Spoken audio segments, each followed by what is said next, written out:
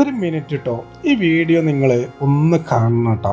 കണ്ടാൽ മാത്രം പോരാ, അവസാനം നിങ്ങളുടെ ഒരു വിലപ്പെട്ട ഒരു അഭിപ്രായം ഉണ്ടല്ലോ അതും കൂടി ഒന്ന് രേഖപ്പെടുത്തണം.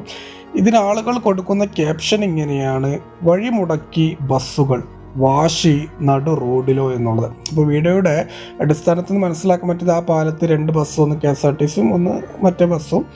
അപ്പോൾ ഒരു ബസ്സിന് പോകാനുള്ളതേ ഉള്ളൂ അവിടെ. പക്ഷേ ആ KSRTCൻ്റെ ആളോട് എന്തൊക്കെയോ മറ്റുള്ളവരൊക്കെ ഇങ്ങനെ പറയുന്നുണ്ട്.